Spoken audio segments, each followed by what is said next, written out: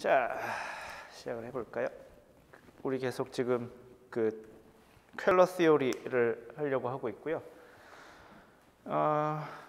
우리가 그러니까 우리의 지금 골이 뭐냐면, 우리는 지금 앞에서 학부 때 배웠던 것과 그 연력학 뭐 앞에서 복습했던 것을 통해서 이렇게 평평하게 담긴 물 위에서 여기에 만약에 수증기가 얼마만큼 있어 라고 하면 그러니까 여기에 지금 온도가 T가 주어졌다고 했을 때 여기에 포화 수증기압을 우리가 알고 있죠, 그죠? 이걸 우리가 알고 있습니다. 그런데 우리가 지금 진짜로 알고 싶은 건 이렇게 생긴 동그란 물방울이고, 심지어 이 속에 에어로졸도 녹아 있습니다. 여기 심지어 에어로졸도 녹아 있어요. 이 위에서의 ES, 여기를 이게 온도의 함수에서 저렇게 적었지만 온도의 함수인 걸 우리가 안다고 치면 물방울의 곡률을 표현해서 뭐 이렇게 쓸 수 있습니다. 기호를 저렇게 쓰나? 이렇게 저렇게 쓰자. 이제 물방울에 그런데 이렇게 반지름이 곡률로 이렇게 주어졌을 때, 그리고 속에 뭐가 녹아 있을 때, 여기 위에서의 포화 수증기압은 얼마냐가 우리가 알고 싶은 이야기입니다. 왜 알고 싶을까요? 얘를 도대체 왜 알고 싶은 거지? 라고 생각해 보면, 이 물방울, 지금 우리의 골이 뭐냐면 외부에 어떤 뭐 수증기압이 있겠죠, 그죠? Environmental Vapor Pressure가 있을 겁니다. 그러면 Environmental Vapor Pressure를 가지고 RH를 계산하겠죠. 혹은 과포화도를 뭐 이거나 뭐 마이너스 1하면 되는 거니까 똑같은 내용입니다. 얘를 계산할 거고, 얘를 알아야, 얘의 S의 부호를 알아야 얘가 양수냐 음수냐에 따라서, 얘가 양수면 현재 지금 과포화된 상태니까 물방울이 성장할 것이고, 얘가 음수면 불포화된 상태니까 물방울이 증발할 것이고, 이걸 우리가 아는 거죠, 그죠? 이걸 알기 위해서 그러면은 요 물방울 위에서 얘를 알아야 되는데, 얘를 계산하기 위해서는 이걸로 나눠줘야 되거든, 그죠? 그래서 얘를 알아야 되는 겁니다. 물방울 위에서의, 그러니까 물방울에서의 포화 수증기압은, 그러니까 얼마나 있어야 도대체 포화가 되는가를 알아야, 그럼 현재 수증기압은 우리가 알고 있다고 치는 거니까, 현재 대기 중의 수증기압을 우리가 알고 있다고 치고, 물방울 위에서의 도대체 얼마나 있어야 포화되는 거야? 이게 지금 원래 온도 T가 주어지면 구할 수 있다고 우리가 했었으나 물방울 위에서는 다른 거라서 요거를 구해서 물방울 위에서의 슈퍼 세츄레이션을 구하자가 우리가 목표입니다. 우리가 뭘 알고 있는 건지 이해가 되시죠? 되고 있는 거죠? 되고 있는 거라고 믿습니다. 안 되고 있으면 얘기해 주세요. 그래서 지난번에 우리가 앞서서 첫 번째 목표는 우선 곡률 효과를 고려했었습니다, 그죠? 곡률 효과를 고려해가지고 뭐 지난 시간에 노트에 있어요. 열심히 고려했더니는 아니고 우리가 결과만 받아들이기로 했었죠. 유도하지 않고 R 곱하기 RV 로 W 템퍼러처분의 이 시그마 이렇게 됐었습니다, 그죠? 얘 뭐 원한다면은 이렇게 써줄 수 있을 겁니다. 뭐 좀 더 심플하게 ES 하는데 익스포넨셜 R분의 뭐 A 정도로 써줄 수 있겠죠. 여기서 A는 그러니까 나머지 거 다 묶어서 RV W 템퍼러처분의 이 시그마, 그죠? 이렇게 하면은 요게 뭐 잘 모르겠지만 일종의 거리 척도가 되겠죠? 아이고,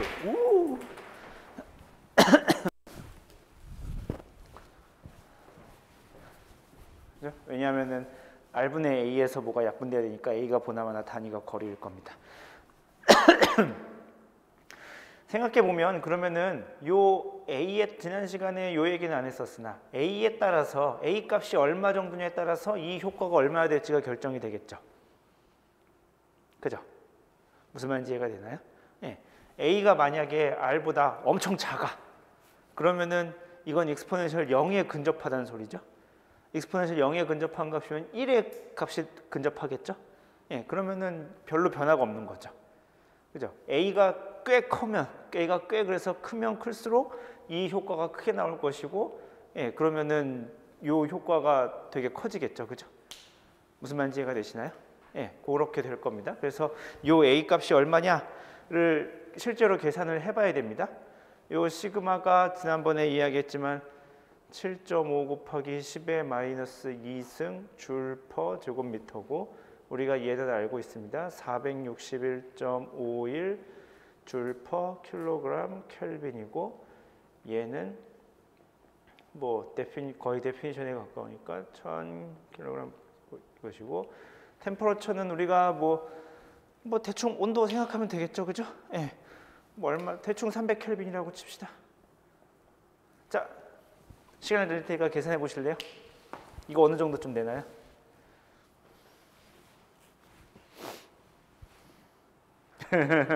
계산기 동원, 예, 뭐 계산할 때 이렇게 너무 정확할 필요 없어요. 그냥 461.5 뭐 계산하기 쉽게 대충 4.5로 대충 퉁치고, 뭐 4.5 치르면은 5로 대충 퉁치고, 예, 그렇게 계산하면 돼요.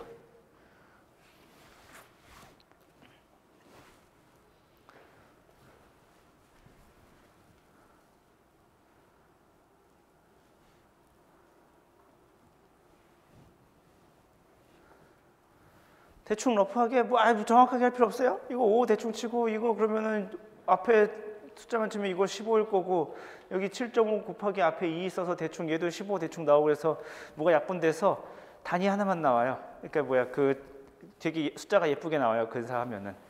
계산해 봤나요? 대충 뭐가 얼마나 나오는지?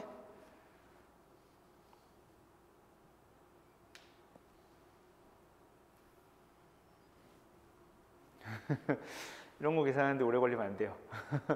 답은 보나마나 단위는 미터로 나와야 될 것이고, 그렇게 될 것 같고, 켈빈 약분되고, 킬로그램 약분되고, 줄 약분되고, 그래서 분모 있는 퍼 미터 세제곱이 위로 올라가고, 얘는 퍼 미터 제곱 미터 내려가서 답은 미터로 나와요.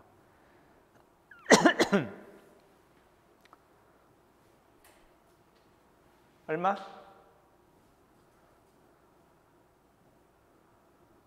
이런 건 계산기로 때려서 하는 게 아닌데 원래.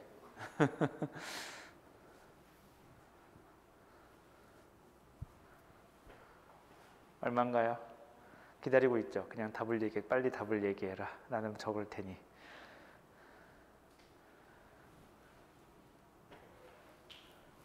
계산해 봤어요?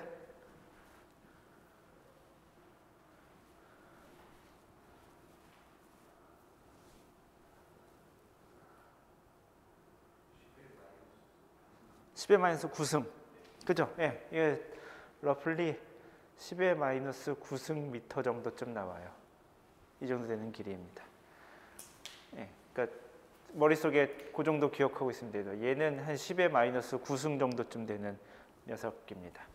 자, 이거 그래서 우리가 지난 시간에 이걸 커버처 이펙트, 한국말로 곡률 효과, 예, 라고 했었죠. 얘는 평평하게 펴지고, 얘는 이렇게 동그랗게 굽어져 있어서 말로 설명하려면 말로 설명할 수도 있어야 됩니다. 왜 ES가 그러면은 ESR이 ES 무한대보다 커져야 되는가?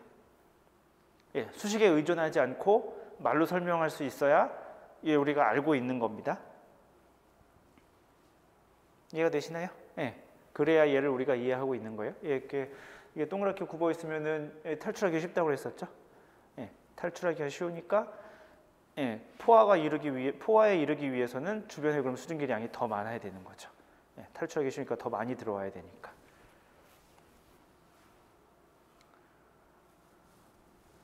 됐나요? 그리고 그 다음에 이야기했던 거는, 여기 표면을 지금 녹아 있는 에어로졸이 물방울이 증발하지 못하게 표면을 덮고 있다고 했었죠. 그 효과를 우리가 고려해야 된다고 했습니다. 그 효과가, 예, ES 프라임으로 적었었고, 예, ES 곱하기 원래는, 예, 이번에 n이었었고, 얘를 근사해서, 예, 1 마이너스 n0분의 n 뭐 이렇게 했었고, 그래서 열심히 계산 과정을 거쳐서, 예, 요거는 이제 분자수가 그렇게 많지 않아, 예, 라는 가정을 했었었고, 예, 그래서 뭐 열심히 근사를 해가지고 어디까지 나왔었냐면은, 어딨냐, ES 곱하기 1 마이너스 I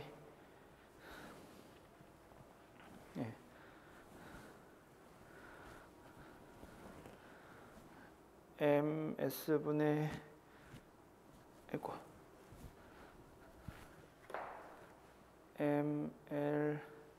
ML분의 MS 뭐 이렇게 나왔었죠? 예. 그래서 구형으로 더 가정을 해가지고 얘가 어디까지 나왔었냐면은 네, 하나 더 있지? 예, 구형임을 가정해서 1 마이너스 I 곱하기 MS분의 요거는 분자량, 그 다음에 뭐 문자가 좀 바뀌어서 좀 그렇긴 한데 통일해 볼까? 로우 W, 로우 S, 그 다음에 R 세제곱분의 RS 세제곱 뭐 이렇게 나왔었죠? 그죠? 예, 이거 뭐 간단한 계산할 수 있다고 그랬어요. 이거 분자수의 문제니까. 예, 분자수의 문제니까 분자수 가지고 전체 분자 위에 전체 분자수분의 그 중에 실제로 나갈 물의 분자수. 해가지고 근사해가지고 물의 분자수가 몇 개인지 구형의 반지름이라고 가정했을 때, 그 다음에 그 안에 녹아 있는 에어로졸도 구형이라고 치고 걔의 분자수가 몇 개인지 쭈루룩 계산해서 이렇게 얻을 수 있다고 했습니다. 그러면은 얘도 마찬가지로 얘 물방울만 살려주면은 얘를 우리가 뭐 B 이렇게 쓸 수 있을 겁니다. 대문자 B로 썼네. 그럼 여기도 대문자 A로 썼어야 되는데.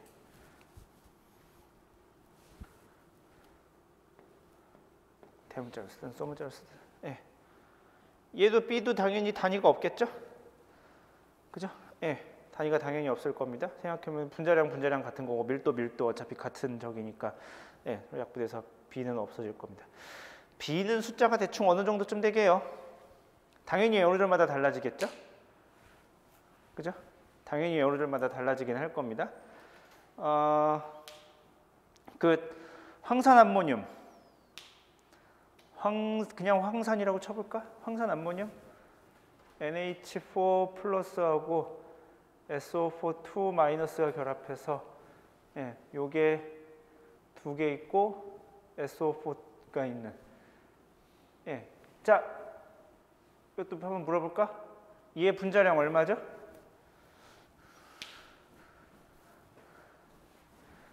너무 고딩틱한 질문을 물어보죠.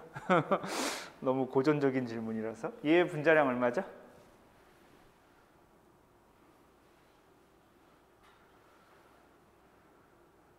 우리 뭐 너무 쉬워서 대답을 안 하는 거지. 얘 분자량. 이거 14짜리고 얘가 1이 4개 있으니까 18인데 2개 있으니까 36이고 S 얼마죠?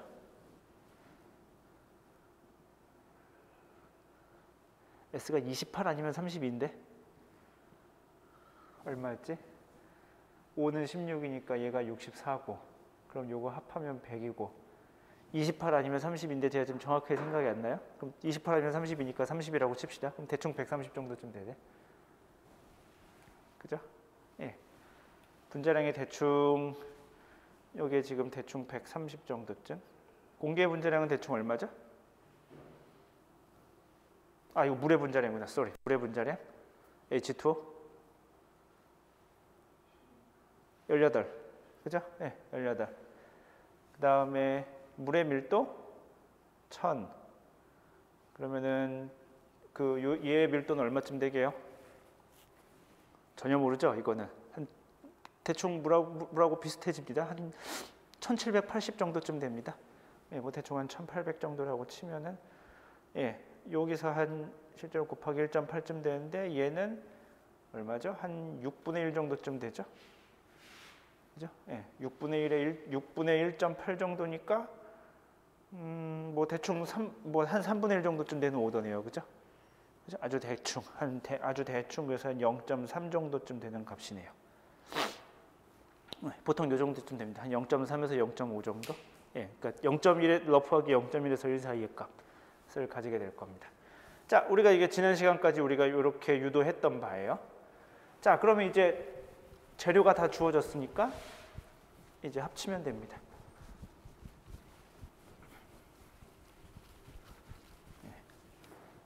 우리가 최종적으로 파이널리 알고 싶은 건 반지름이 R인 그리고 솔루트가 있는 용액 상태의 구형 반지름 위에서의 포화 수증기압은 얼마가 될 것인가? 그러면은 ES 무한대에다가 얘를 곱해주고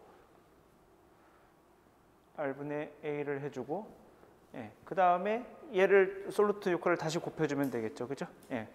ES 여기다가 이거 곱해주면 되니까 1 마이너스 아까 어떻게 썼냐면은 R 세제곱분의 BR S 세제곱 이렇게 적었죠? 그죠? 요겁니다. 요게 구형 용액 그 물방울 위에서의 포화 수증기압은 온도에 대한 함수일 텐데 온도가 주었을 때 우리가 일반적으로 알고 있는 포화 수증기압이 이건데 이런 보정을 거쳐야 되는 거죠. 그죠? 이해가 되시나요? 자, 해볼까요? 좀 더 근사하게 볼까요? 얘 10의 마이너스 9승이라고 썼죠 아까? 일반적으로 물방울 10의 마이너스 9승이면은 1 나노미터죠. 그죠? 그러면은 일반적으로 물방울의 반지름보다는 훨씬 작은 값이죠. 그러니까 얘는 어떻게 근사할 수 있을 거냐면은 1 플러스 R분의 A 이렇게 쓸 수 있겠죠? 그죠? 이게 값이 워낙 이 전체가 되게 작으니까. 알죠? 이거 익스포넨셜 x는 1 더하기 x 근사해서 1 마이너스 R 세제곱분의 BRS 세제곱. 얘도 보면은 B는 한 0.5쯤 되고 속에 있는 에어로졸과 이거 지금 물방울인데 속에 있는 에어로졸 일반적으로 아까 되게 작다고 애초부터 얘 근사할 때부터 그런 식으로 가정을 했었죠, 그죠? 물방울이 좀 더 크지 속에 있는 에어로졸은 그렇게 큰 게 아니야 라고 우리가 가정을 했었죠. 그렇기 때문에 얘도 근데 그거에다가 또 그 비율에다가 세제곱을 하는 거니까 아마 조금만 작아져도 얘는 월등히 작아질 겁니다. 그러니까 얘도 작은 양이고 얘도 작은 양이에요. 그래서 근사를 하면 한 번 더 근사를 하면 ES 무한대에서 얘를 실제로 전개를 해주면 1 플러스 R분의 A 그 다음에 얘 전개해서 마이너스 R 세제곱분의 BRS 세제곱만 해줘도 괜찮습니다. 그러니까 얘와 얘를 곱해준 거는 우리가 고려해주지 않아도 괜찮죠. 그죠? 작은 양이고 작은 양이니까. 이해가 되나요?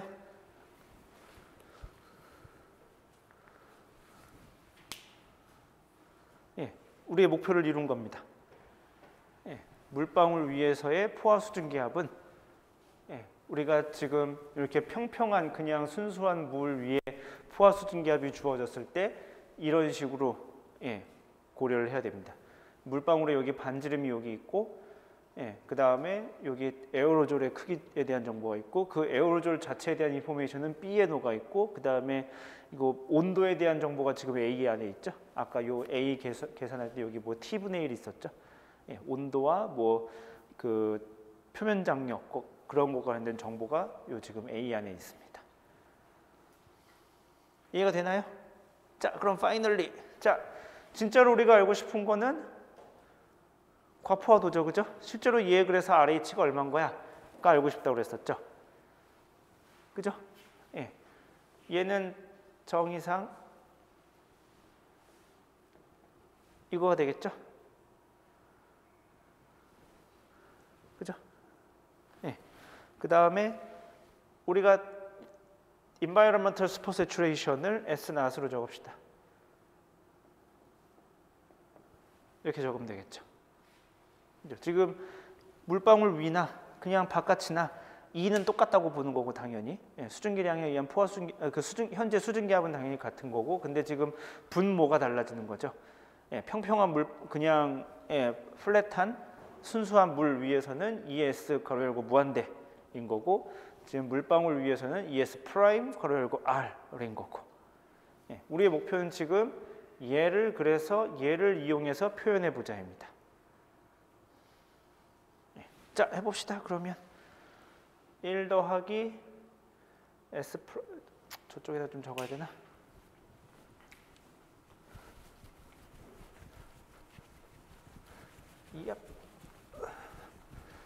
펜이 잘 나와서 좋아했더니 지워지지가 않아. 자, 1 더하기 S 프라임 R를 계산해 봅시다. 얘는 얘에 의해서 ES 프라임 R분의 2가 되겠죠? 그죠? 예. 뭐 이해하는 거 어렵지 않아요? 잘 보면서 따라가 봅시다. 이것만 쓰면 되게 이렇게 쪼는 사람들이 있어서, 얘는 우리가 근데 분모가 어떻게 바뀐다고 그러냐면 이렇게 바뀐다고 그랬어요. 1 플러스 R의 A 마이너스 R 세제곱분의 B RS 세제곱분의 2 하면 되겠죠?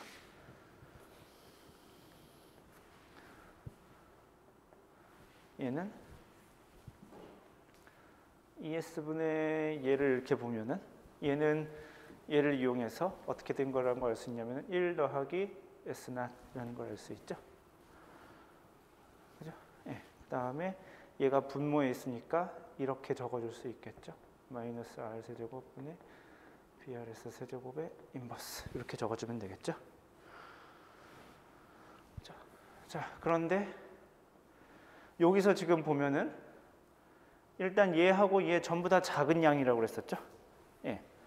얘하고 작은 양이고 심지어 부호도 반대고 이러기 때문에 얘를 다항함수, 그러니까 그 이항 정리 꺼내 가지고 이렇게 근사할 수 있습니다. S0 그다음에 1 마이너스 R분의 A 더하기 R 세제곱분의 BRS 세제곱, 이렇게 할 수 있겠죠. 그죠? 예. 알죠, 우리 이거? 예. 1 더하기 X N제곱은 대충 1 더하기 NX 되는 거. X가 작을 때. 그 다음에 보면은 요 S0은 실제로 어느 정도쯤 될까요? 대기 중에서 과포화도 기껏해야, 이거 기껏해야 한 1% 정도쯤 되는 값입니다. 대기 중에서 과포화도 그렇게 높게 올라가지 않아요. 예, 대기 중에서 과포화도 기껏해야 1% 정도 올라갑니다. 예, 그러면은 S0은 1%니까 실제로 0.01이겠죠, 그죠? 그죠? 뭐 10%가 올라간다 한들 0.1이죠. 그죠? 그럴 일이 거의 없을 것 같지만 그렇게 올라간다 한들 예, 뭐 0.1 정도 되는 값입니다. 그러니까 얘도 작죠. 얘도 작고 얘도 작고.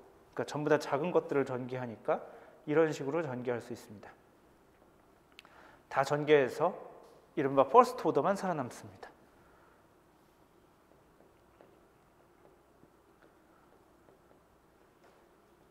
예, 이렇게 살아남습니다. 예, 전개해보면 돼요. 뭐 어색한 사람들을 위해서 전개를 해보면 요거 1, 그죠?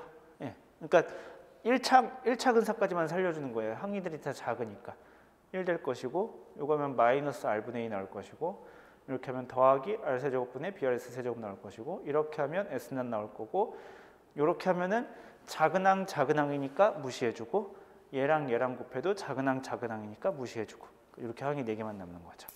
이 중에서 그러니까 얘 3개 작고 1이 제일 크고 이렇게 되겠죠.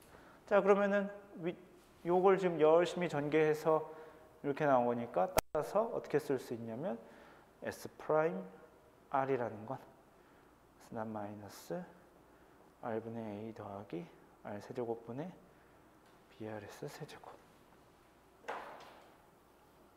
예. 이렇게 됩니다. 굉장히 중요한 식이에요. 예, 우리가 지금 뭔가 클라우드 피직스라는 걸 배우면서 처음으로 구름과 관련된 뭔가 식을 우리가 유도하는 되게 그럴싸한 식입니다. 약간 좀 감상해 볼 필요가 있습니다. 조금 감상해 보시죠. 무슨 일을 통해서 지금 식이 이렇게 나왔는가.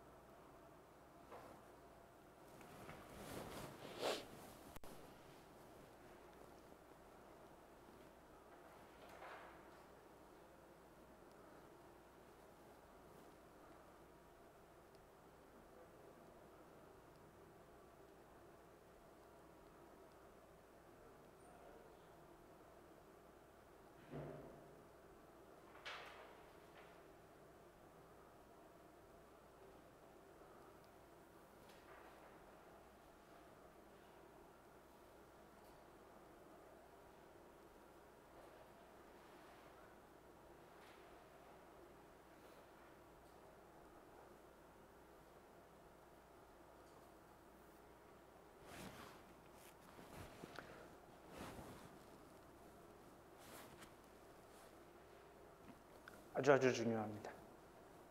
다음 시간에도 이게 또 나올 거거든요.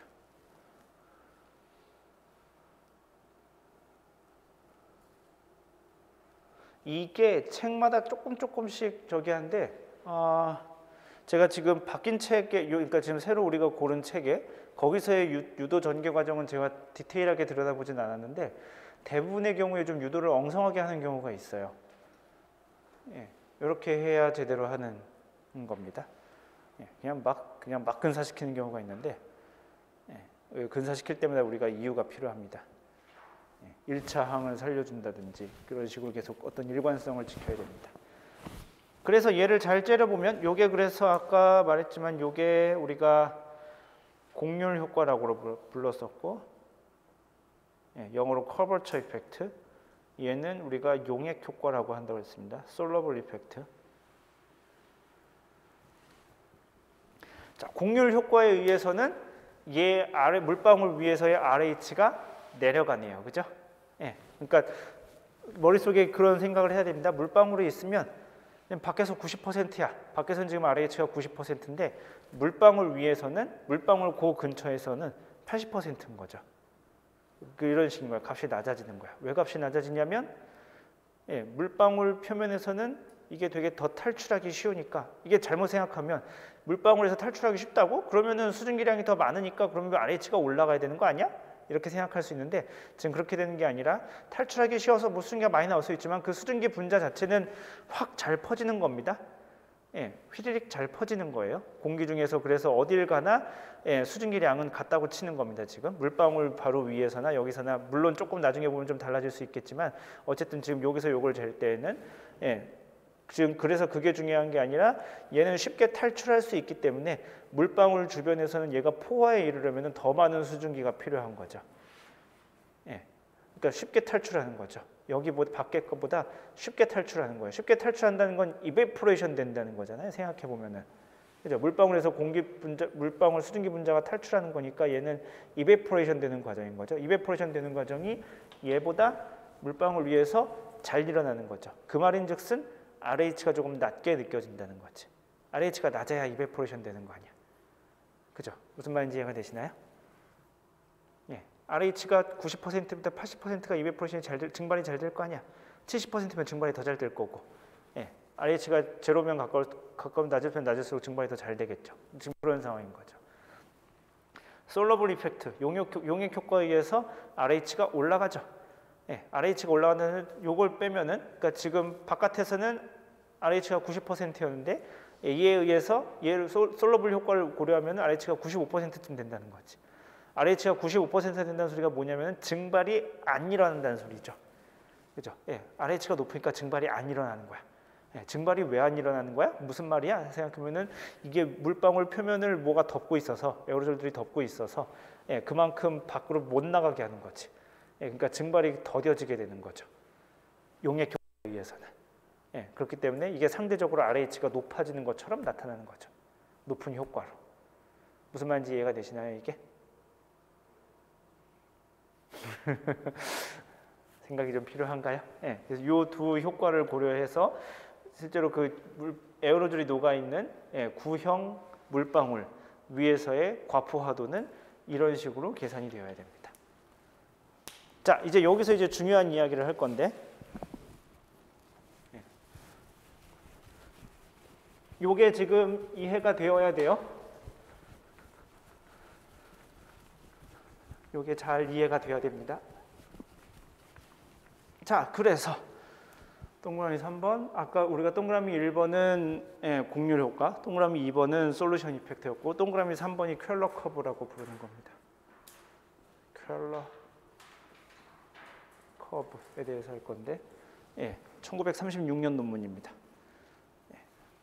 자, 우리의 목표가 뭐냐면은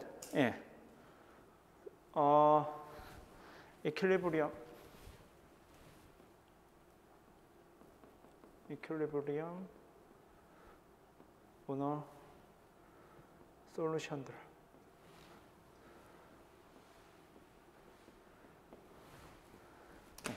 솔루션 드랍, 그러니까 에어로졸이 녹아 있는 용액 상태의 그런 구형 물방울, 그래서 이퀄리브리엄이라고 칩시다. 우리가 관심 있는 건 지금 물방울 위에서의 RH인 거죠. 그죠? 바깥에서의 RH는 그냥 주어졌다 치는 겁니다.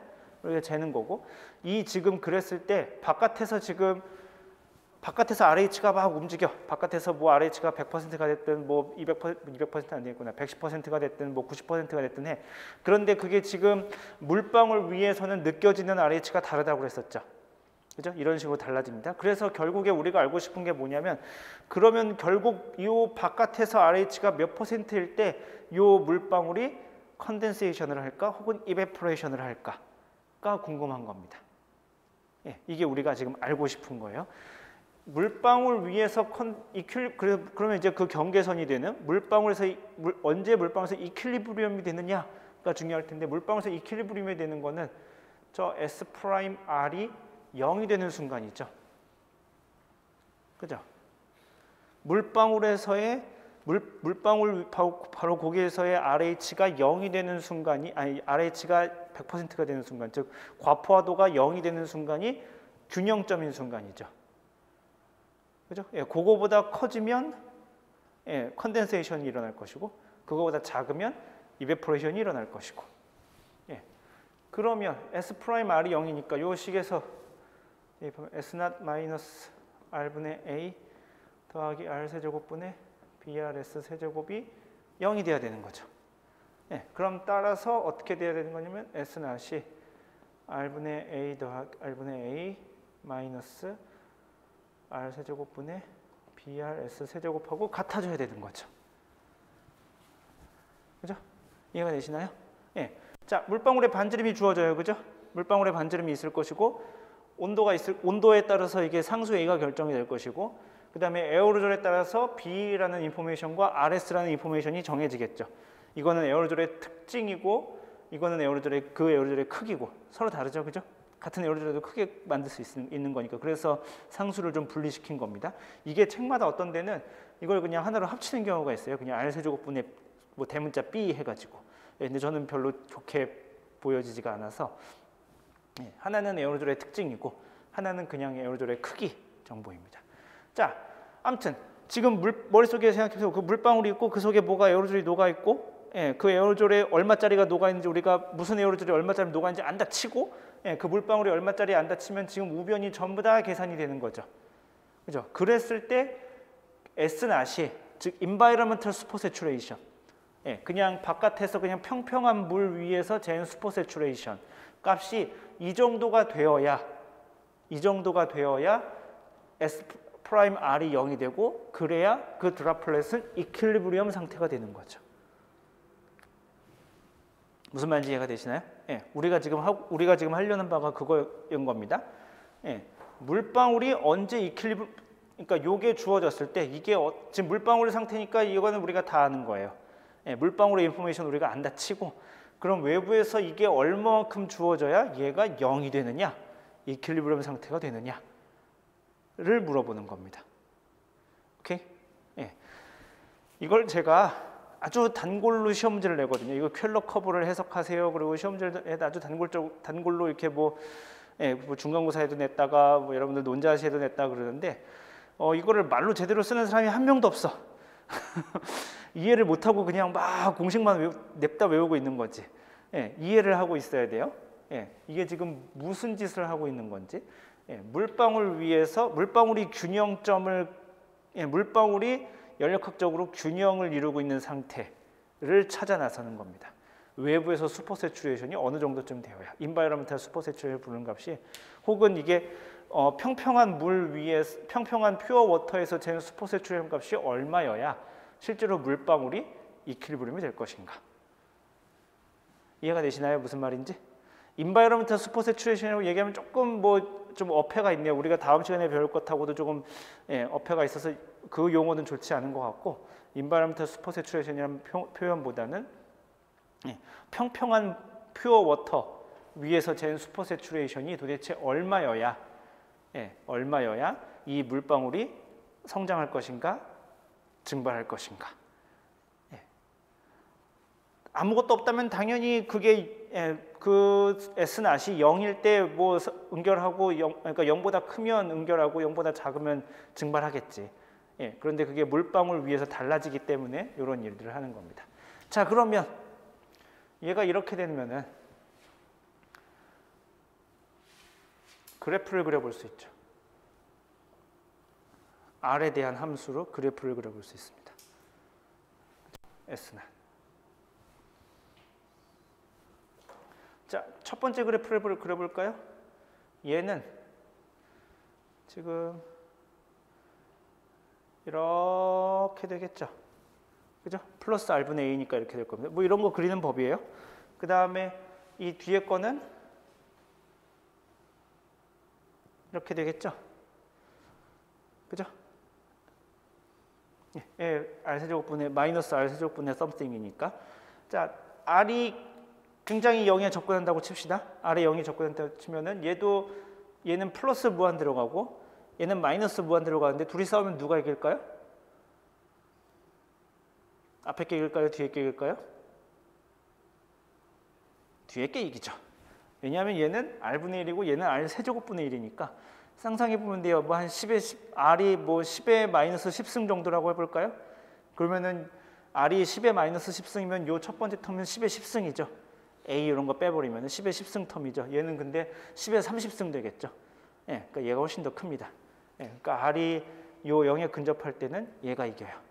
예, 그러다가 그래서 처음엔 얘를 따라가다가 얘가 더해져서 이런 식으로 그래프가 그려집니다. 예, R이 무한대로 커지면 당연히 얘도 0에 접근하고 얘도 0에 접근하기 때문에 전부 다 0이 됩니다.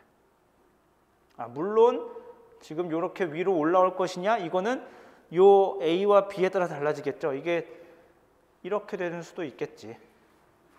그죠? 예, 이렇게 가는 수도 있을 것이고 예, 당연히 그렇게 되겠지만 일반적으로 그래서 그래프를 그리면 이런 식의 그래프가 그려집니다. 요 그래프를 해석하는 게 중요합니다. 예, 요 그래프가 지금 뭘 뜻하는 거냐면은 물방울의 반지름이 만약에 요 정도쯤이야. 요 정도쯤이면 지금 요 값이 나오죠.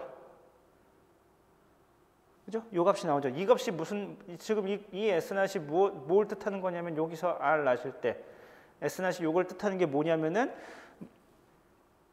배경 대기가 그러니까 뭐야 배경이라고 말하면 계속 그렇고 인바이러먼탈 그런 그렇고 퓨어 워터에서 제 슈퍼 세츄레이션 값이 이 정도이면 퓨어 워터 슈퍼 세츄레이션 이 정도일 때 그리고 물방울의 반지름이 이 정도쯤 되면 걔는 이퀄리브리엄 상태가 되는 거죠. 그죠? 바꿔 이야기하면 어떤 물방울의 반지름이 만약에 이 정도쯤 되면 얘 가운데가 0이에요.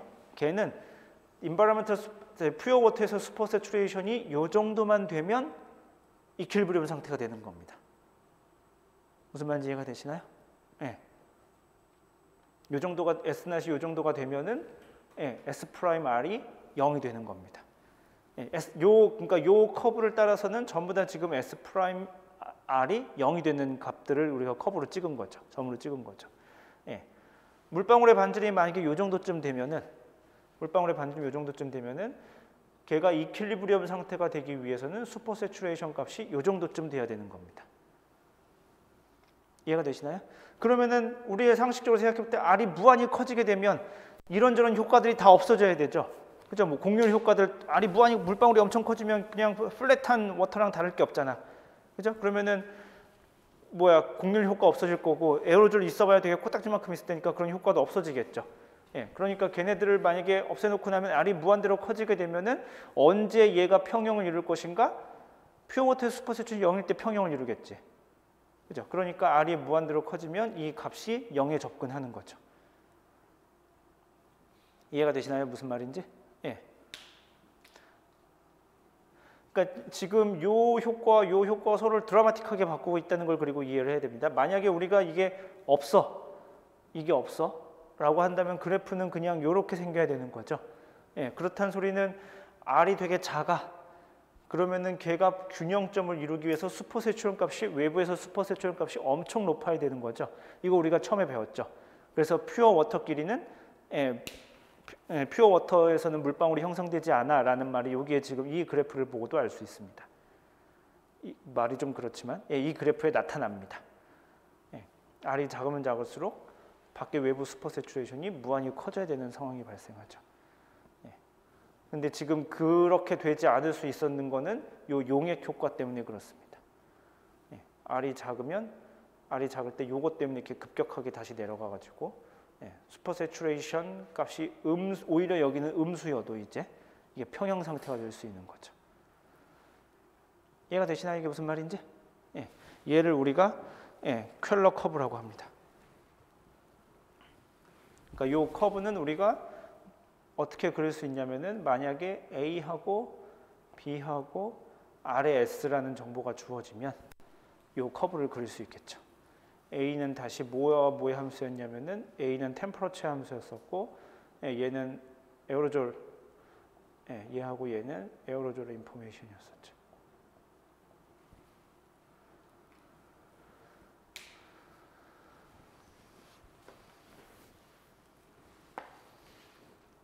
엄청 되게 쪼잔한 스케일이라는 걸 알 수 있죠.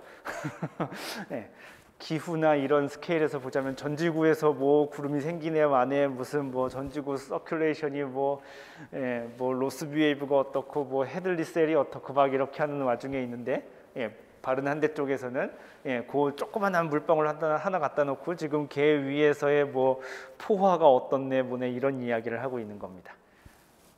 이해가 되시나요? 무슨 말인지? 오케이. 그럼 이게 이해가 되면은 우리가 이제 또 다음 단계로 넘어갈 수 있습니다.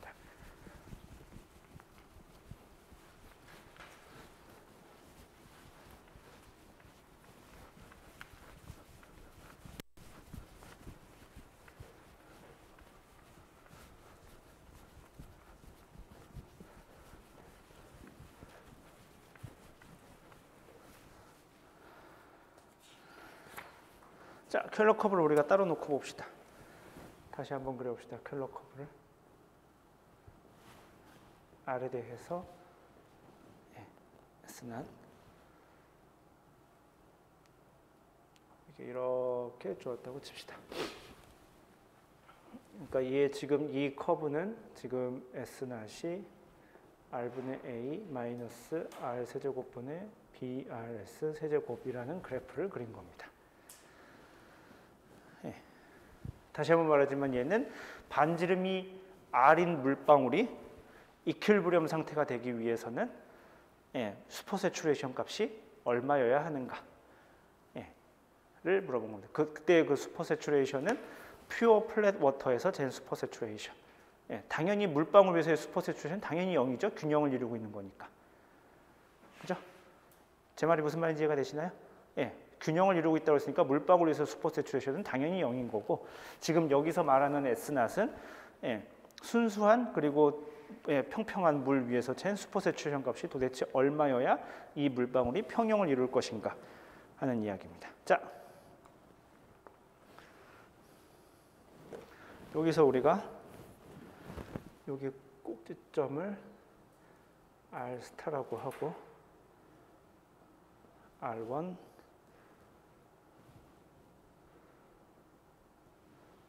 R2라고 하고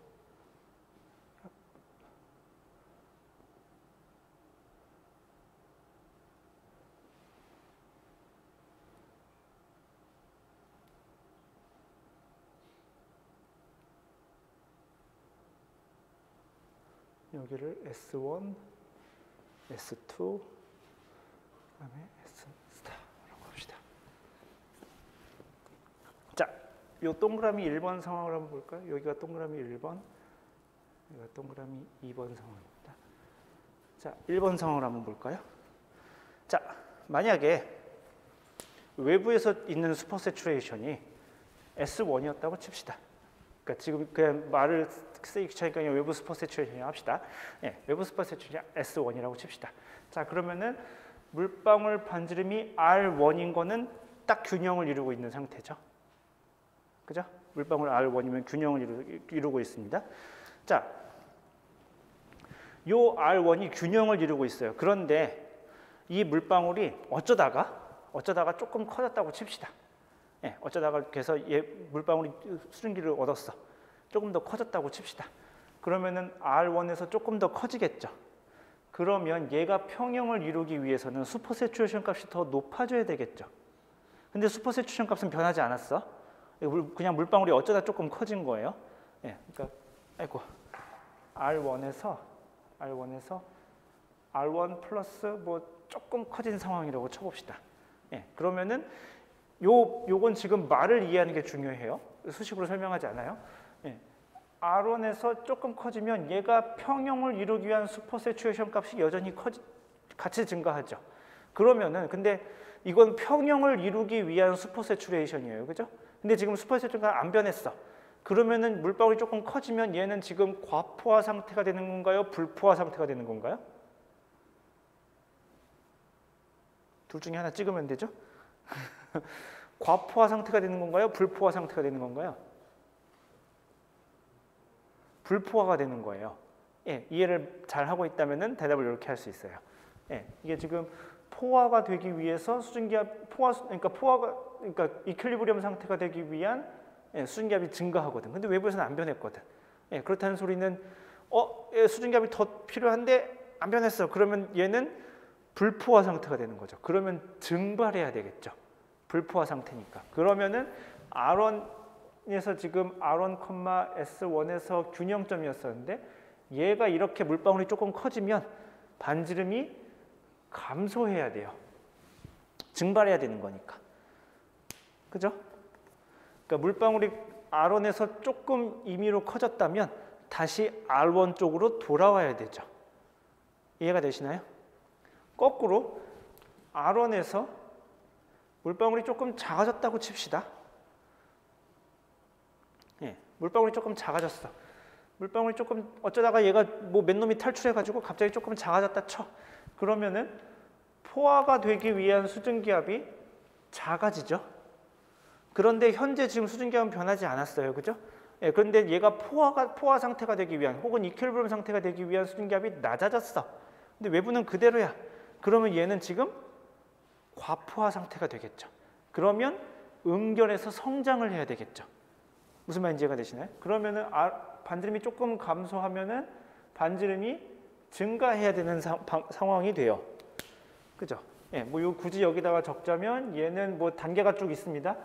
반지름이 만약에 커지면 필요한 슈퍼 새추레이션 값이 증가해야 되고, 그렇기 때문에 얘는 불포화 상태가 돼야 되는 거고, 그렇기 때문에 물방울이 증발해서 반지름이 감소하는 현상이 일어나고, 얘는 거꾸로 반지름이 조금 감소하면은 이퀄리브리엄이 되기 위한 슈퍼 새추레이션 값이 감소하는 거고, 그렇기 때문에 과포화 상태가 되는 거고, 그래서 물방울이 음결하기 때문에 반지름이 증가하게 됩니다. 무슨 말인지 이해가 되나요? 건이 이해가 되고 있나요? 진짜? 예, 이해가 되고 있죠? 자, 그렇다는 소리는 그럼 잘 봅시다. 요 그래프에서 봅시다. 반지름이 R1보다 조금 커지면 R1으로 돌아와야 돼. R1보다 작아지면 증가해야 돼. 그렇다는 소리는 R1이 스테이블 이퀄리브리엄 포인트라는 소리죠. 그죠? 여기가 지금 이퀄리브리엄 포인트인데 여기서 조금 커지면 다시 작아져야 되고 조금 작아지면 조금 커져야 되고 이런 상황이 벌어지는 거죠. 그죠? 그러니까 따라서 우리가 뭐라고 할 수 있냐면은 R1은 스테이블한 이퀄리브리엄 포인트입니다.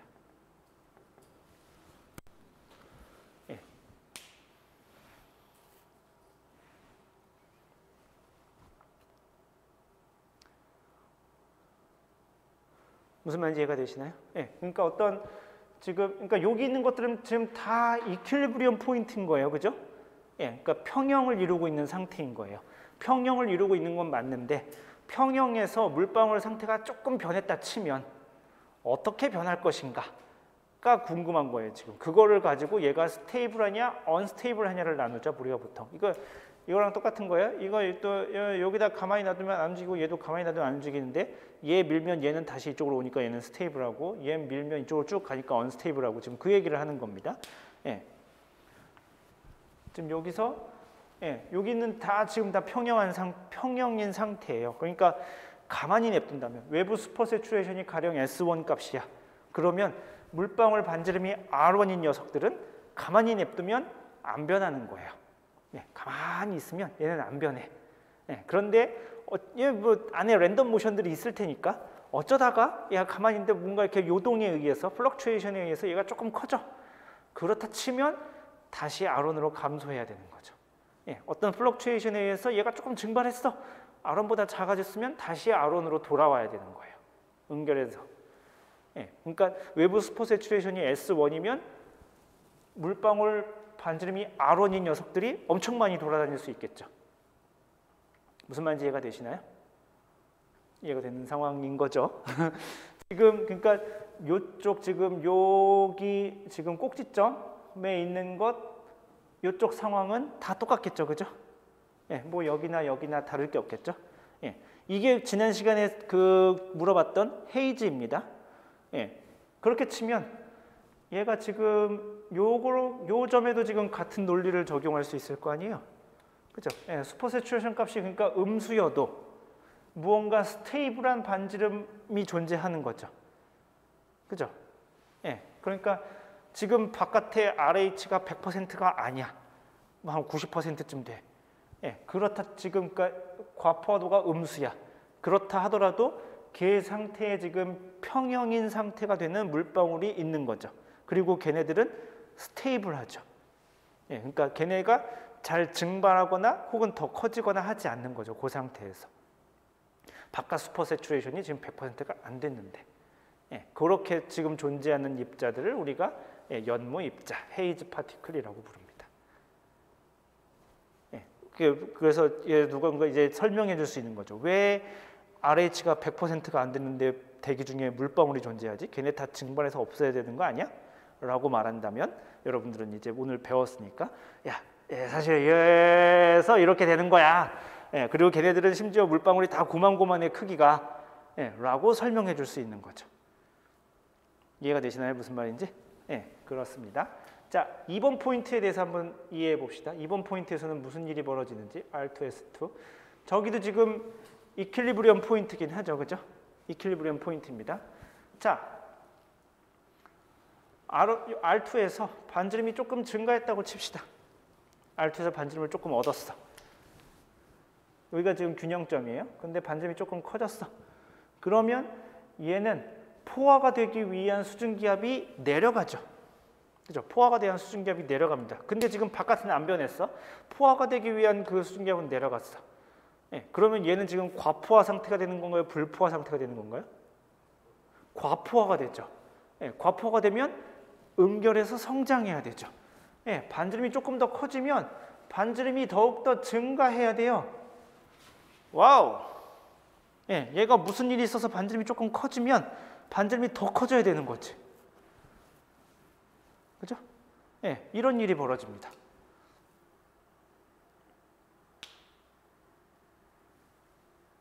이게 그래서 되게 여기서 이제 이런 재미있는 일이 벌어집니다. 예, 이래서 얘가 R2는 unstable equilibrium이라고 합니다. 포인트가 됩니다.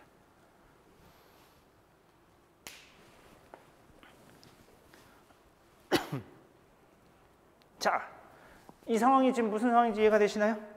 자, 그러면 자, 만약에 외부 슈퍼 세츄레이션이 예를 들어서 S 스타라고 했습니다. S 스타라고 했습니다. 그러면은 지금 물방울들이 성장을 해야 되는데 물방울이 어쩌다가 성장을 해서 R 스타에 이르렀다고 칩시다. 지금 외부 슈퍼 세츄레이션이 S 스타예요. 그랬을 때 여기 있는 물방울들이 어쩌다 성장을 해가지고 R 스타까지 성장을 했다 칩시다. 그러면 얘는 앞으로 계속 더 커질 수 있는 거죠. 그죠? 조금 어쩌다 커지면은 더 커질 수 있는 거니까. 불과포화 상태가 지고 더 커질 수 있는 거니까. 무슨 말인지 이해가 되시나요? 예, 외부 슈퍼 세츄레이션이 지금 뭐 거꾸로 그러니까 지금 외부 슈퍼 세츄레이션이 S2라고 칩시다. 외부 슈퍼 세츄레이션이 S2이면 지금 만나는 점이 사실은 여기하고 여기가 되는 거죠. 그죠? 예. 여기에 있는 물방울들은 평형이에요. 그죠? 그러니까 더 커지거나 더 작아지거나 하지 않아요. 예. 그런데 얘가 어쩌다가 왜인지 잘 모르겠지만 이 배리어를 넘어서 커졌다고 칩시다. 그러면 걔는 앞으로 쭉쭉쭉쭉쭉 커질 수 있는 거죠. 그죠? 무슨 말인지 이해가 되시나요? 예. 외부 스포 세츄레이션에서 S 스타가 되면은 S 스타에 거의 근접했다 칩시다. 예. 그러면은 평형 상태에 이른 것이 요게 되게 근접하겠죠. 반지름이 만약에 여기랑 지금 S2라고 했을 때 반지름이 S2일 때 평형 상태가 지금 이렇게 있고 이렇게 있는데 반지름이 만약에 얘보다 작아. 걔네들은 볼 것도 없이 당연히 성장하는 애들이죠. 그죠? 반지름이 얘보다 작은 애들은 당연히 성장하겠죠. 지금 왜냐하면은 반지름이 얘보다 작아. 그렇다는 소리는 과포화도가 요만큼면은 딱 균형점이 이루는 거잖아. 그런데 지금 외부 스포 세츄레이션이 이만큼이야. 그러면 과포화되어 있는 상태죠. 그럼 당연히 성장을 합니다. 성장을 해서 어디까지 하냐면은 여기까지 성장을 하는 거죠. 그게 이퀄리브리엄 포인트까지 성장을 하는 거죠. 단 요 이퀄리브리엄 포인트에 이르면 얘는 스테이블 포인트이기 때문에 더 성장하는 일은 벌어지지 않죠. 네, 더 성장하면은 작아져야 되니까. 네. 그런데 여기서 어쩌다가 얘가 이렇게 됐다 치면 넘어갔다 치면 계속 성장할 수 있는 거죠. 자, 그러면 이 상황을 지금 외부 스포 세츄레이션이 S 스타라고 해봅시다. 라고 하면은 요 R 스타보다 작은 물방울들은 계속 성장할 수 있죠. 그럼 R 스타까지 성장을 하겠지. R 스타까지 성장을 하고 나서 만약에 조금 커지면 여기만큼의 스포 세츄레이션 차이가 생기잖아요. 이것도 과포화된 상태인 거죠. 그러니까 얘네들은 계속 커지는 거죠. 그러니까 스포 세츄레이션 값이 요 커브를 그렸을 때 나오는 요 S 스타보다 만약에 커지게 되면 물방울은 계속 성장할 수 있는 거죠. 무슨 말인지 이해가 되시나요? 네. 근데 요 커브는 지금 아까 이야기했지만 A와 B와 RS의 함수죠. 그죠? A는 온도죠. 정확히 말하면 이건 온도에 따라서 결정이 됐었고 얘는 에어로졸에 따라서 결정이 됐었습니다. 그러니까 초기에 지금 어떤 에어로졸이 주어졌다 쳐. 어떤 에어로졸과 어떤 에어로졸 크기가 주어졌다 쳐. 에어로졸의 그 타입과 크기가 주어져서 요 커브가 주어지면 걔네들은 그 에어로졸들은 S 스타 외부 스포 세츄레이션 값이 S 스타보다 넘어가면 걔네들은 물방울로 성장할 수 있게 되는 거죠. 무슨 말인지 이해가 되시나요? 쭉쭉쭉 앞으로 커질 수 있는 거죠. 그러니까 클라우드 드랍플렛이 될 수 있는 거죠. 무슨 말인지 이해가 되세요? 만약에 얘네들에 의해서 결정되는 커브가 이랬었는데 외부 스포 세츄레이션이 이 정도야. 그러면 걔네들은 클라우드 드랍플렛으로 성장할 수가 없죠. 왜냐하면 얘네는 일단 여기서 시작하는 거 아니야. 그러니까 성장하다 멈춰야 되겠지. 걔네들은 그래서 헤이즈 파티클로 남게 되겠죠. 그런데 그러니까 헤이즈 파티클이라고 해서 다 이렇게 뿌옇게 눈에 보이는 건 그런 건 아니고 그러니까 적당히 수증기가 입혀진 상태에서 머무르게 되겠죠. 무슨 말인지 이해가 되시죠? 그렇게 되는데 만약에 주어진 에어로졸에 의해서 결정되는 S 스타보다 지금 외부 스포 세츄레이션 값이 더 크게 되면 그 에어로졸들은 전부 다 계속 쭉쭉쭉쭉 성장해 나갈 수 있는 상태가 되는 거죠. 그죠? 그래서 이 과정을, 요 배리어를 넘는 과정을 우리가 뭐라고 부르냐면은 뉴클레이션이라고 부릅니다. 혹은 액티베이션이라고 부릅니다. 나 여기 있어.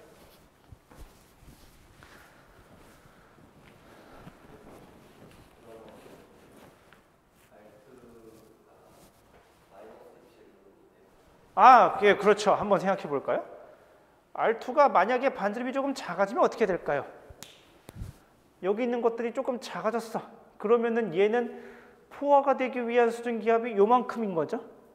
근데 지금 포화가 되기 위한 수증기압이 올라갔죠. 그죠? 근데 외부에선 변하지 않았네. 그러면 얘는 계속 증발해야 되겠죠. 어디까지 증발하냐면은 근데 여기까지 증발하겠죠. 그런데 생각을 하면 우리가 지금 얘가 반지름을 더 얻냐 덜 얻냐의 문제는 저기라고 그랬었죠. 이게 임의적인 어떤 뭔가 잠깐 그런 변화가 일어났다 쳐인 거잖아요. 여기서 아까 우리가 이런 걸 그랬을 때 톡 미는 경우 예, 그냥 외부에 적이 없이 그냥 톡 이렇게 미는 경우였었죠. 그러니까 만약에 여기서 얘가 어느 순간 작아졌어. 그러면 어디까지 작아져야 되냐면 여기까지 작아지겠죠. 꼭대기까지는 작아질 겁니다. 꼭대기 넘어가면은 그런 일이 벌어지지 않으니까 꼭대기까지는 작아질 겁니다. 그렇게 되는데 이 꼭대기에서 누군가가 다시 또 얘가 갑자기 톡 커지면은 앞으로 쭉쭉쭉 커질 수 있는 거죠. 한 번 그런 일이 일어나면 계속 커지잖아요. 예, 그러니까 다시 작아질 우려가 별로 없죠. 예, 왜냐하면 포화 상태에 이르지 못했기 때문에 계속 커져야 되니까.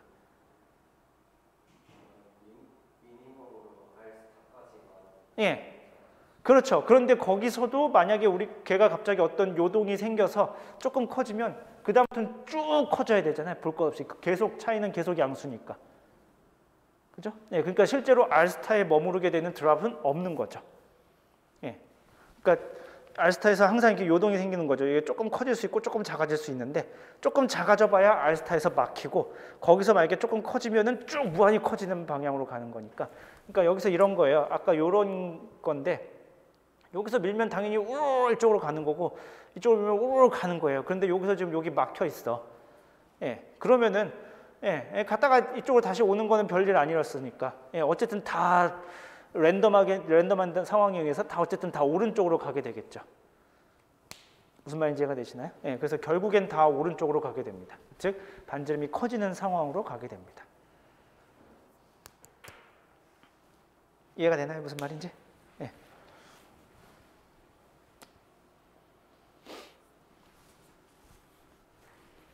이런 과정을 우리가 뉴클레이션 혹은 액티베이션이라고 부릅니다. 자, 그러면 이걸 잘 이해했다면 그러면 주어진 에어로졸의 온도는 있다 치고 주어진 에어로졸의 화학 조성과 크기에 따라서 액티베이션 되는 슈퍼 세츄레이션 값이 정해져 있다는 소리죠.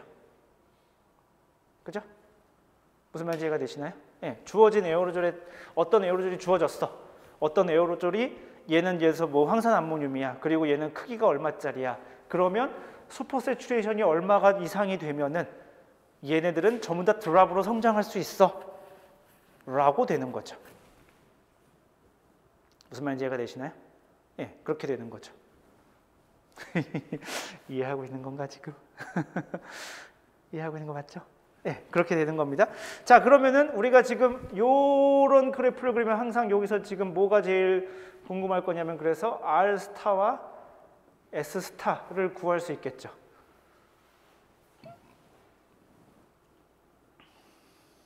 예. For given A, B, and RS에 대해서 구할 수 있는 거죠. 어떻게 구할까요? 미분에서 기울기가 0 되는 점 찾으면 되겠죠? 네, 미분에서 기울기가 0 되는 점 찾으면 될 겁니다. 그러면은 저게 지금 얘가 이거였으니까 얘를 지금 DS0를 DR에 대해서 미분해 보면 되겠죠. 그죠? 네, 그러면은 미분하면 마이너스 R제곱분의 A 더하기 4 곱하기 R 4제곱분의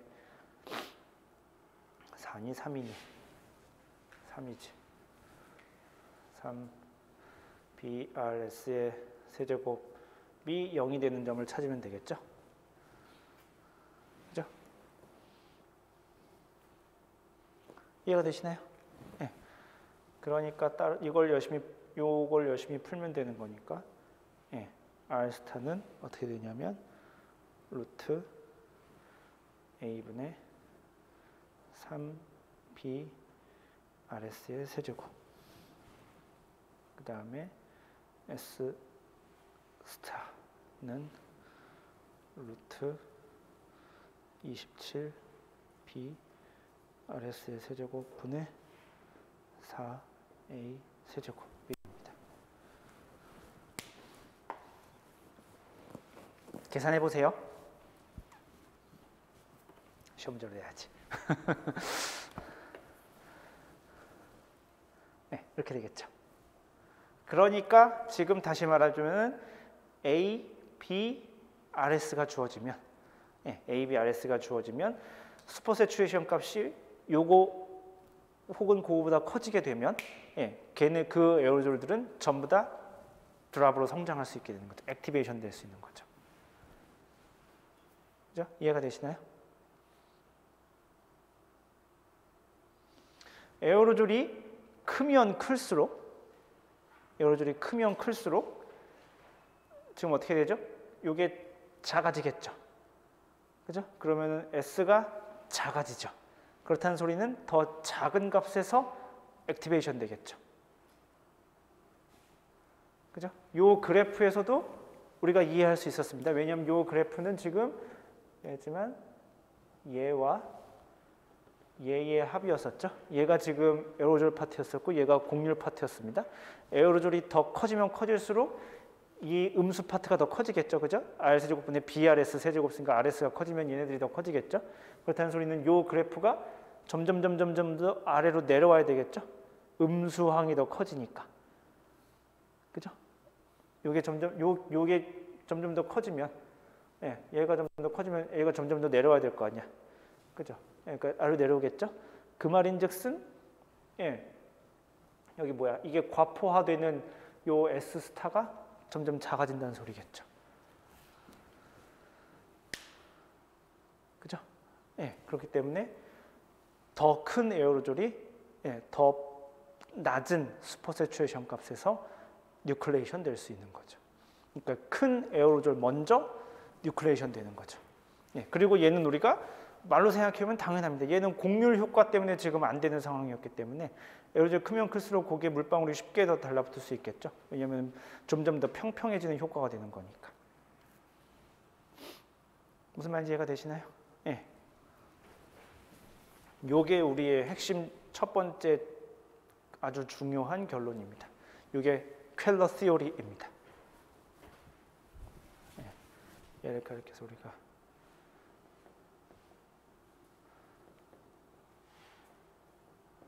라고 부릅니다. 어떤 물방울이 과포화, 그러니까 지금 현재 외부에서 과포화 상태가 그러니까 에어로졸의 화학 조성 B와 RS, 그 다음에 온도가 주었을 때 얘네들이 물방울로 액티베이션 되기 위해서는 얼마만큼의 슈퍼 세츄레이션이 필요한가를 이야기해 줄 수 있게 됩니다. 이게 그래서 클라우드 모델에서 이걸 실제로 가지고 계산을 해요. 상승을 시켜서 상승을 시킨 다음에 그 과포화도가 그래서 어느 정도쯤 됐어. 이걸 거꾸로 풀 수 있겠죠. 이걸 거꾸로 할 수 있겠죠. S 스타를 제곱, 이건 안 적어도 돼요. S 스타를 제곱하면 27 BRS 세제곱분의 4A 세제곱이 될 것이고, 그럼 나누기 4A 세제곱 곱하기 27B 하면 R 세제곱분의 1이 될 것이고, 역수치하면 27 BS R을 왜 적어? BS 스타의 제곱분의 4A 세제곱이 RS의 세제곱이니까 얘의 3분의 1승이 되겠죠. 그죠? 슈퍼 세츄레이션 값이 얼마가 주어지면 A, B는 현재 지금 뭐 A는 온도고 B는 에어로졸 조성에 따라서 결정이 되는 거니까 요것이 되는 요 RS들은 전부 다 액티베이션 시켜버리면 되겠죠. 클라우드 모델에서 실제로 이렇게 계산을 합니다. 슈퍼 세츄레이션 값이 주어졌을 때 요것보다 크게 되는 RS가 생기면 RS를 가지고 있는 에어로졸들은 전부 다 액티베이션 시키면 되는 거죠. 이해가 되나요? 무슨 말인지? 사실 이게 클라우드 모델에서는 일반적으로 이러는데 기후 모델에서는 조금 다르게 처리합니다. 왜냐하면 문제는 요 슈퍼 세츄레이션 값이에요. 슈퍼 세츄레이션 값이 이게 과포화가 어떻게 됐었죠? 언제 우리가 그 연력학 앞에서 구름 분리할 때 연력학 했었는데 이게 포화로 가는 길, 루트 투 슈퍼 세츄레이션인데 뭐 레디에이티브 쿨링에 의해서도 됐었고, 뭐 이렇게 증발해서도 됐었고 그랬었는데 그게 대기 중에서 메이저하게 일어나는 현상은 아니었었고 상승이었었죠, 그죠? 단열 팽창에 의해서 슈퍼 세츄레이션으로 제일 많이 간다고 했었습니다. 그러면 W잖아. 그럼 대기 모델의 기후 모델에서 혹은 그러니까 쟤를 잘 계산하기 위해서는 W가 잘 계산이 되어야 된다는 뜻이겠죠. 근데 W가 잘 계산이 되나요? 잘 안 되죠, 그죠? 뭐 이렇게 웨더 스케일 모델만 해도 W를 잘 계산하지 않습니다. 물론 한 해상도를 한 1, 2km 정도쯤으로 내리면은 그때부터는 이제 좀 의미 있는 W가 나오기 시작하긴 합니다. 예, 그래서 그거보다 더 작은 우리가 일반적으로 LES 스케일이라고 부르면은 이제 W가 적당히 이제 모사가 되기 시작합니다. 그 정도가 되면은 그러니까 단열 팽창이 잘 모의가 되는 거고 그러면은 쟤를 가지고 계산할 수 있는데 기후 모델에서는 그러면은 격자가 큰 그 상태에서의 에버리지 W를 계산해 버리니까 거의 0에 가깝단 말이죠. 예, 그러니까 실제로 기후 모델 W를 계산하지 않는 이유예요. 거의 0에 가까워져 버리거든. 예, 그러면은 액티베이션이 안 되겠네, 그죠? 예. 요것을 그래서 액티베이션 하게 만드는 여러 가지 그 기술들이 있습니다. 예, 여러분이 리뷰할 논문 중에도 그거 관련된 논문이 하나 있고요. 예, 그래서 우리가 다음 시간이나 아마 다다음 시간에 그거 관련해서 조금 더 이제 보충해서 배우게 될 건데요. 어쨌든 기본적으로 우리가 예, 그런 스케일의 저기를 따지지 않는다면은 예, 드랍 하나가 액티베이션 되는데 필요한 예, 이야기는 여기에 담겨 있습니다. 에어로졸 하나가 액티베이션 되기 위한 스토리는. 이게 이해가 되시나요? 예, 우리가 첫 번째 배운 이제 중간고사 볼 때가 되는데 이제야 첫 번째 배운 어떤 구름 미세물리라고 부를 만한 이야기입니다. 여기 앞에 것까지는 별로 미세하지 않았지. 예, 뭐 앞에서 우리가 믹싱을 배우긴 했지만 뭐 믹싱도 되게 큰 규모에서 하는 이야기고 믹싱도 우리가 마이크로피직스 별로 이렇게 마이크로피지컬한 퀀티티라고 부르지 않고요. 예, 걔는 좀 이렇게 벌크 퀀티티에 가깝고 예, 우리가 뭔가 좀 마이크로해라는 이야기의 첫 번째 이야기입니다. 이런 식으로 우리가 앞으로 이야기를 전개해 나갈 거예요. 앞으로 남은 기간 동안에. 됐나요? 이야기 시간이 애매하게 남아서 여기서 마무리를 해야 될 것 같고 요거 꼭 한번 집에 가서 예, 유도해 보셔야 됩니다. 예, 그래갖고 이렇게 돼가지고 예, 계산해 봤더니 그러면은 예, 주어진 슈퍼세츄레이션에서 액티베이션 되는 에어로졸의 반지름은 이렇게 계산돼. 예, 라고. 질문 있나요 혹시?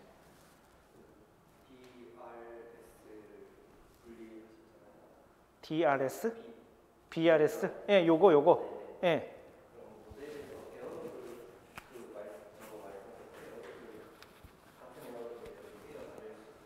예. 예. 예, 그렇습니다. 에어로졸도 크기 분포를 고려하는 거죠, 그러니까. 우리가 그거를 수업 시간에 배웠죠. 로그 노멀 디스트리뷰션 해가지고. 예, 에어로졸을 로그 노멀 디스트리뷰션을 가정해서 그래서 그걸 적분하는 거예요. 그래서 얼마 이상이 되는 에어로졸들은 액티베이션 시켜버리고 그래서 그만큼 수농들을 빼버리는 거죠. 에어로졸에서. 예, 이제 그게 이제 좀 큰 규모에서는 그렇게 하고 좀 작은 스케일의 규모에서는 실제로 에어로졸도 이렇게 빈 타입으로 설계를 합니다. 그러니까 크기 구간을 나눠가지고 얘에선 얼마, 얘에선 얼마, 얘에선 얼마, 얘에선 몇 개. 그래서 그거보다 큰 것들을 수농들을 0으로 만들어 버리는 거죠. 그리고 그만큼의 개수만큼의 드랍을 만들어 버리는 거죠. 이해가 되시나요? 네. 이게 그리고 생각해보면 요 알스타가 뭐 그렇게 크게 의미가 없는 값일 수도 있지만 요 알스타가 지금 그래서 어떤 값이 되냐면은 최초의 어떤 그 드랍의 크기라고 볼 수 있죠. 예, 여기 알스타보다 작은 거는 이건 클라우드 드랍이라고 볼 수가 없잖아. 그죠? 다시 어차피 이퀄리브로 갈 거니까. 알스타보다 커져야 이제 그때부터 저희가 되는 거죠. 그래서 이 알스타가 이제 맨 처음 어떤 클라우드 드랍플렛의 크기. 물론 여기서부터 쭉쭉쭉쭉 성장해 나가긴 하겠죠. 예. 그렇게 됩니다. 또 궁금한 거 있나요? 액티베이션 지점을 넘어가는 거고요. 예. 증발이 계속 일어나서 물방울이 성장 안 했어요. 아니 저 슈퍼세츄레 여기서 지금 넘어가게 되면 지금 얘가 넘어갔다는 소리는 외부 슈퍼세츄레이션 값이 지금 적어도 S스타는 되는 상황에서 외부 S스타는 장면에서 물방울의 크기가 이 정도쯤 되면 얘는 균형점을 이루기 위한 슈퍼세츄레이션 이 정도인데 실제로 공급된 슈퍼세츄레이션 요만큼이니까 예, 과포화 상태가 된 거죠. 예, 그러니까 계속 커질 수 있는 거죠. 예, 걔네들은 쭉쭉쭉쭉 계속 커질 수 있는 거죠. 그러니까 지금 외부 슈퍼세츄레이션이 실제로 0보다는 조금 큰 상황인 거죠. 무슨 말인지 이해가 되죠. 그러니까 외부 포화도가 한 1%지 2%지 이 정도쯤은 되어야 이제 음결 현상이 일어나는 거죠. 됐나요? 예. 요게 지금 요 지금 0 여기서 지금 일어나고 있는 현상은 아니에요. 어쨌든 근데 얘가 지금 무한히 가면 0에는 접근해야 될 거 아니에요. 그러니까 지금 이런 식의 그래프는 그려지지 않습니다. 예, 0 아닌 곳에 접근하지는 않는 거고 뭐라도 조금 올라왔다가 이렇게. 왜냐하면 지금 해봐서 알겠지만 요 그래프를 그려서 알겠지만 요 지금 요 꼭대기점이 이렇게 결정되잖아요. 그죠? 양수죠, 양수. 그러니까 어쨌든 위로는 조금 올라옵니다.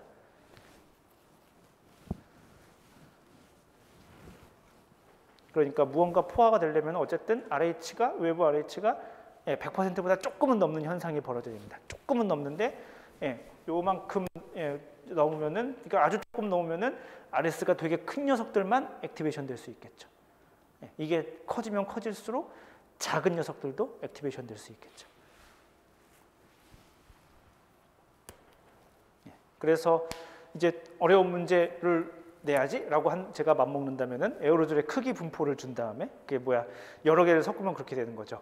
그 에어로졸의 에어로졸 로그 노멀 분포를 따라 그 다음에 전체 수농도가 얼마고 그래서 평균 지오메트릭 미인 값이 얼마고 지오메트릭 스탠다드 데비에이션이 얼마야? 그럼 얘를 로그 노멀 디스트리뷰션을 그릴 수 있죠. 그 다음에 외부 스포 세츄레이션이 얼마야? 그러면은 액티베이션 되는 에어로졸이 몇 개라고 할 수 있죠. 단 에어로졸의 화학 조성이나 온도 같은 것들 상수 다 알려주고. 그러면 문제를 어떻게 풀면 될까요?